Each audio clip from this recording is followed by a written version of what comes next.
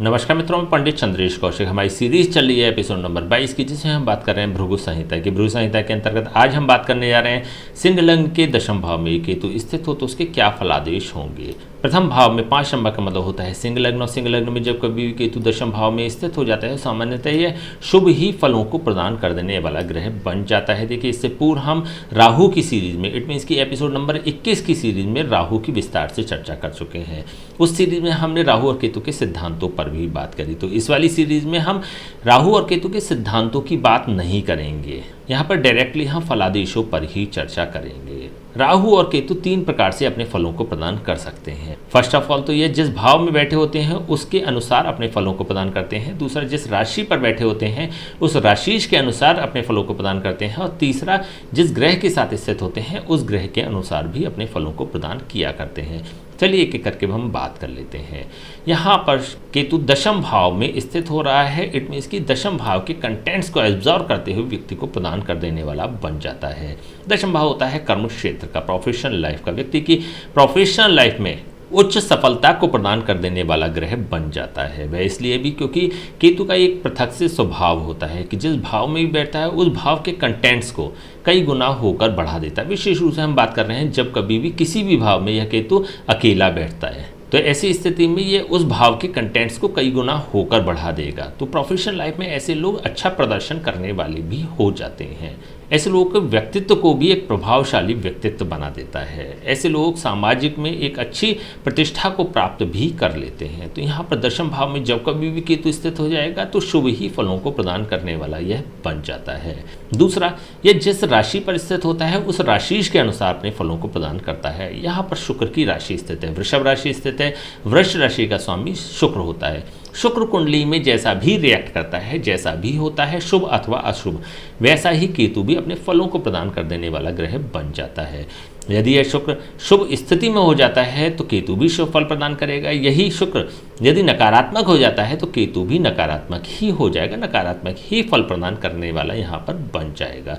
मान लीजिए कि शुक्र प्रथम भाव में स्थित हो जाता है, तो ऐसी स्थिति में डायरेक्टली दशम भाव से ऐसा केतु अपने इफेक्ट्स को कनेक्ट करने वाला बन जाता है। इट मीन्स कि प्रोफेशनल लाइफ में ऐसे लोग उच्च प्रदर्शन करने वाले भी हो जाते हैं, अच्छा आउटपुट भी प्राप्त कर लेते हैं। यहाँ पर जब कभी भी किसी भी योग का संबंध प्रथम भाव से हो जाता है तो ऐसे में वह योग परिपूर्ण हो जाता है, व्यक्ति को जीवन भर ही इफेक्ट प्रदान कर देने वाला बन जाता है। तो यहाँ पर प्रोफेशनल लाइफ के सापेक्ष ऐसे लोग अपने पीक पर होते हैं। सामाजिक प्रतिष्ठा के मामले में यदि बात करें तो ऐसे लोग एक आइडियल पोजीशन पर होते हैं। द्वितीय भाव में ऐसा शुक्र स्थित हो जाता है और नीच का होकर स्थित हो जाता है। देखिए, कन्या राशि पर शुक्र नीच की स्थिति को प्राप्त हो जाता है और मीन राशि में उच्च की स्थिति पर आ जाता है। तो नीच का जब द्वितीय भाव में, इट मीन्स की धन संचय के भाव में शुक्र स्थित हो जाएगा तो व्यक्ति को अत्यधिक नकारात्मक फलों को प्रदान करने वाला भी केतु अपनी भोग दशा के दौरान हो जाता है। प्रोफेशनल लाइफ के सापेक्ष भी यह नकारात्मक हो जाएगा और धन संचय के सापेक्ष भी नकारात्मक ही हो जाएगा। ऐसे लोग इस प्रकार का बिजनेस करते हैं जिसमें प्रॉफिटेबिलिटी कम होती है, इस प्रकार का जॉब करते हैं जिसमें कि अधिक धन प्राप्त नहीं होता है, मेहनत अधिक होती है, आउटपुट कम होता है।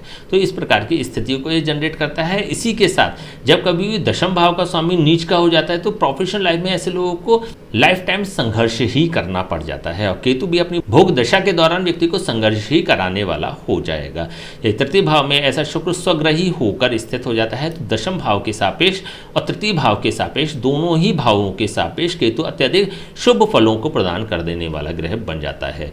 अधिक मेहनत करनी पड़ती है, अधिक परिश्रम करना पड़ता है, संघर्ष भी करना पड़ता है, लेकिन आउटपुट बहुत अच्छे आते हैं। ऐसे लोगों को एट द एंड अच्छे आउटपुट की प्राप्ति होती है, अच्छे परिणामों की प्राप्ति हो जाती है।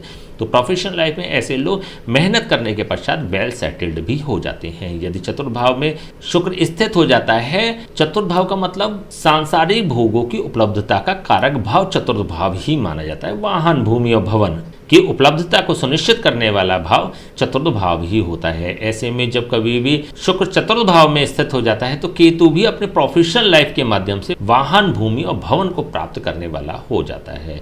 अपनी प्रोफेशनल लाइफ में ऐसे लोग वाहन, भूमि और भवन की उपलब्धता को प्राप्त कर लेते हैं। इट मीन्स की सुख का अनुभव करने वाले हो जाते हैं। यदि पंचम भाव में ऐसा शुक्र स्थित हो जाता है तो ऐसी स्थिति में एक त्रिकोण भाव का संबंध और केंद्र भाव का संबंध आपस में स्थापित हो जाता है। और केतु भी अपनी भोग दशा के दौरान व्यक्ति को मान सम्मान और प्रतिष्ठा प्रदान कर देने वाला ग्रह बन जाता है। ऐसे लोग बुद्धिमान होते हैं, विवेकशील होते हैं और ज्ञानी भी होते हैं। इसके पश्चात ऐसे लोग अपनी प्रोफेशनल लाइफ में उन सभी कंटेंट्स का प्रयोग करते हुए, उन सभी योग्यताओं का बेसिकली प्रयोग करते हुए उच्च सफलता को प्राप्त करने वाले भी हो जाते हैं। यदि रोग स्थान में, षष्ठम स्थान में ऐसा शुक्र स्थित हो जाता है तो प्रोफेशनल लाइफ को पीड़ित कर देने वाला ऐसा योग बन जाता है कि तो अपनी भोग दशा के दौरान व्यक्ति को पीड़ा का अनुभव कराने वाला भी हो जाएगा। यदि ऐसे लोग सेवा के कार्यों से जुड़कर कार्य करते हैं तो अधिक सफल हो जाते हैं। अदरवाइज ऐसे लोगों को संघर्ष करना ही पड़ता है, संघर्ष ऐसे लोगों का बढ़ जाता है। अथवा ऐसे लोग रोग, ऋण अथवा शत्रु से संबंधित फील्ड्स का चयन करते हुए उच्च सफलता को प्राप्त करने वाले भी हो जाते हैं। रोग का मतलब मेडिकल सेक्टर से जुड़कर ऐसे लोग कार्य कर सकते हैं, ऋण का मतलब बैंकिंग सेक्टर से जुड़कर ऐसे लोग कार्य कर सकते हैं, और शत्रु का मतलब ऐसे लोग डिफेंस से अथवा सिक्योरिटी की फील्ड से जुड़कर भी उच्च प्रदर्शन को करने वाले हो जाते हैं। यदि सप्तम भाव में ऐसा शुक्र स्थित हो जाता है तो प्रोफेशनल लाइफ में ऐसे लोगों को जीवन साथी का साथ मिल जाता है। प्रोफेशनल लाइफ में ऐसे लोग अपने जीवन साथी के सहयोग से भी आगे बढ़ जाते हैं। केतु की भोग दशा के दौरान ऐसे लोगों के जीवन साथी को भी उच्च उपलब्धि प्रदान कर देने वाला ऐसा केतु हो जाता है। यदि अष्टम भाव में ऐसा शुक्र उच्च का होकर बैठ जाता है तो ऐसे लोगों को किसी मिस्टीरियस फील्ड में सफलता प्रदान कर देने वाला ऐसा केतु हो जाएगा। मिस्टीरियस से मतलब एस्ट्रोलॉजी से संबंधित फील्ड्स में भी ऐसे लोग अच्छा प्रदर्शन कर सकते हैं, साइकोलॉजी की फील्ड्स में ऐसे लोग कमाल का प्रदर्शन कर सकते हैं, अथवा कोई भी ऐसी फील्ड जो कि बहुत रिनाउंड ना हो, बहुत एंशियंट टाइप की हो, हिस्ट्री से संबंधित भी कोई फील्ड हो सकते हैं। तो इस प्रकार की मिस्टीरियस फील्ड्स में ऐसे लोग अच्छा प्रदर्शन करने वाले भी हो जाते हैं। क्योंकि उच्च का होकर शुक्र बैठता है तो ऐसे लोगों को सफलता भी केतु की भोग दशा के दौरान प्राप्त हो जाती है। यदि शुक्र नवम भाव में स्थित हो जाता है तो ऐसी स्थिति में केतु भी अपनी भोग दशा में व्यक्ति को कर्म क्षेत्र में भाग्यशाली बना देने वाला भी हो जाता है। केतु की भोग दशा के दौरान इट मीन्स कि केतु की भोग दशा के 7 साल व्यक्ति को कम मेहनत में उच्च सफलता प्रदान करने वाला ऐसा केतु हो जाएगा। यदि दशम भाव में शुक्र के साथ केतु स्थित हो जाता है तो ऐसी स्थिति में केतु अपनी भोग दशा के दौरान व्यक्ति को कर्म क्षेत्र में उच्च सफलता प्रदान करने वाला भी हो जाता है। ऐसे लोग अपनी प्रोफेशनल लाइफ में ऐसे प्रोफेशन का चयन करते हैं जिसमें कि वह अपने पीक पर पहुंच जाते हैं, उच्च नाम, प्रतिष्ठा और सम्मान भी प्राप्त कर लेते हैं। यदि एकादश भाव में ऐसा शुक्र स्थित हो जाता है तो प्रोफेशनल लाइफ के माध्यम से ऐसे लोगों को लाभान्वित करने वाला केतु अपनी भोग दशा के दौरान हो जाता है। यदि द्वादश भाव में ऐसा शुक्र स्थित हो जाता है तो बाहरी क्षेत्रों से व्यक्ति को अपनी प्रोफेशनल लाइफ में उच्च सफलता प्रदान करने वाला भी हो जाता है। अपने शहर से बाहर, अपने प्रदेश से बाहर अथवा अपने देश से बाहर जाकर ऐसे लोग अच्छा प्रदर्शन करने वाले भी हो जाते हैं। अथवा विदेशी भाषा, विदेशी करेंसी, विदेशी लोग अथवा किसी MNC कंपनी के साथ जुड़कर भी ऐसे लोग अच्छा प्रदर्शन करने वाले हो जाएंगे। चलिए अब इसकी तीसरी अवस्था पर आ जाते हैं। केतु के साथ यहाँ पर कोई अन्य ग्रह युति संबंध बनाकर बैठ जाता है तो फिर किस प्रकार के परिणाम होंगे। यहाँ पर शुक्र की हम बात कर ही चुके हैं। यदि सूर्य स्थित हो जाता है तो सूर्य क्योंकि यहाँ पर लग्नेश होकर जब कभी दशम भाव में स्थित हो जाएगा तो व्यक्ति को अपनी प्रोफेशनल लाइफ में एक अच्छा प्रदर्शन कराने वाला भी बना देता है, व्यक्ति को अपनी प्रोफेशनल लाइफ में वेल सेटल्ड भी कर देता है।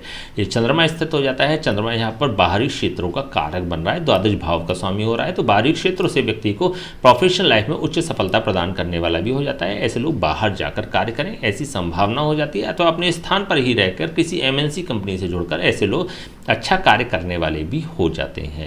यदि मंगल स्थित हो जाता है तो मंगल यहाँ पर राजयोग कारक ग्रह हो रहा है, केतु के साथ जब कभी भी दशम भाव में स्थित हो जाएगा तो व्यक्ति को प्रोफेशनल लाइफ में राजयोग प्रदान कर देने वाला भी हो जाता है। केतु भोग दशा के दौरान और मंगल की भी भोग दशा के दौरान ऐसे लोग पीछे मुड़कर नहीं देखते, उत्तरोत्तर उन्नति करने वाले ही हो जाते हैं। यदि बुध स्थित हो जाता है तो बुध यहाँ पर 2 धन भावों का स्वामी हो रहा है, द्वितीय भाव का स्वामी हो रहा है और एकादश भाव का स्वामी हो रहा है। और ऐसी स्थिति में जब 2 धन भावों का स्वामी होकर ये दशम भाव में स्थित हो जाता है, केतु की भोग दशा के दौरान अपनी प्रोफेशनल लाइफ में ऐसे लोग बहुत धन कमाने वाले भी हो जाते हैं। यदि गुरु स्थित हो जाता है तो गुरु यहाँ पर पंचम भाव का स्वामी हो रहा है, अष्टम भाव का स्वामी हो रहा है। अष्टम भाव दुख विपत्ति और परेशानियों का कारक भाव माना जाता है, पंचम भाव मान सम्मान और प्रतिष्ठा का कारक भाव माना जाता है। तो अपनी प्रोफेशनल लाइफ में ऐसे लोग उच्च मान सम्मान और प्रतिष्ठा को तो अवश्य ही प्राप्त कर लेते हैं, लेकिन ऐसे लोग प्रोफेशनल लाइफ में अच्छा प्रदर्शन करने वाले नहीं होते। ऐसे लोगों को अपनी प्रोफेशनल लाइफ में कुछ संघर्ष ही करना पड़ता है। ये शनि स्थित हो जाता है तो शनि यहाँ पर षष्ठम भाव का भी स्वामी हो रहा है और सप्तम भाव का भी स्वामी हो रहा है। और ऐसी स्थिति में जब ये केतु के साथ दशम भाव में स्थित हो जाएगा तो अपने जीवन साथी से सहयोग ऐसे लोग प्राप्त कर लेंगे, लेकिन रोग ऋण और शत्रुओं से पीड़ित होने वाले भी अपनी प्रोफेशनल लाइफ में हो जाते हैं। अथवा जैसा कि अभी बताया था कि सेवा के कार्यों से जुड़कर ऐसे लोग कार्य करते हैं तो फिर अधिक सफल हो जाते हैं। अथवा बैंकिंग सेक्टर से जुड़कर अथवा डिफेंस से जुड़कर अथवा मेडिकल सेक्टर से जुड़कर ऐसे लोग कार्य करते हैं तो अच्छा प्रदर्शन करने वाले भी हो जाते हैं, उच्च सफलता को प्राप्त करने वाले ऐसे लोग हो जाएंगे। चलिए बात कर लेते हैं इसको उपाय, क्या उपाय हो सकते हैं। देखिए जब कभी हम केतु के उपाय की बात करते हैं तो इससे पूर्व आपको 2 उपाय करने होंगे। पहला तो केतु जिस राशि पर स्थित है उसका स्वामी कुंडली में जैसा भी होगा उसके अनुसार आपको उसके उपाय करने होंगे। शुक्र पर हमने 144 वीडियो आपको प्रदान किया है। हमारी प्लेलिस्ट में जाकर शुक्र से संबंधित अपना वीडियो देखिएगा। सिंह लग्न के विभिन्न भावों में शुक्र की स्थिति पर भी हमने 12 वीडियो तैयार किए हैं। अपने वाला आप वीडियो देखिएगा, उसका विश्लेषण कीजिएगा, आवश्यकता होने पर उसका उपाय भी करेंगे। शुक्र के उपाय आपको संबंधित वीडियो के अंत में मिल जाएंगे। तत्पश्चात आपको यह देखना है कि केतु के साथ यहाँ पर कोई अन्य ग्रह युति संबंध बनाकर तो नहीं बैठा है। कोई यदि अन्य ग्रह भी बैठा हुआ है तो फिर आपको उसके भी उपाय करने होंगे। उसके भी उपाय आपको हमारे चैनल की प्लेलिस्ट में जाकर मिल जाएंगे। बेसिकली सूर्य से लेकर राहु तक प्रत्येक ग्रह पर हमने 144 वीडियो तैयार किए हैं, तो हमारी प्लेलिस्ट में जाकर संबंधित वीडियो देखने के पश्चात उसके अंत में जो भी उपाय हो वो आप उपाय कर सकते हैं। इन दोनों ही उपायों को करने के पश्चात ही आपको केतु का उपाय करना चाहिए। यदि इससे पूर्व आप केतु का उपाय करेंगे तो वो उपाय आपके लिए कार्य नहीं करेगा। केतु के लिए अपनी थाली में से एक रोटी निकालकर अलग रख दें, भोजन करने के पश्चात कुत्ते को प्रदान कर दें। आपको प्रतिदिन ऐसा करना है। यदि आप ऐसा करते हैं, कोई केतु आपके लिए पॉजिटिव हो जाता है तो फिर आप पीछे मुड़कर नहीं देखेंगे, उत्तरोत्तर सफलता को प्राप्त करने वाले आप हो जाएंगे। ठीक है, तो चलिए आज हमने बात करी सिंह लग्न के दशम भाव में केतु स्थित हो तो उसके क्या फलादेश होंगे। नेक्स्ट वीडियो हम बात करेंगे सिंह लग्न के एकादश भाव में केतु स्थित हो तो उसके क्या फलादेश होंगे। तब तक के लिए हमें आज्ञा दीजिए, नमस्कार।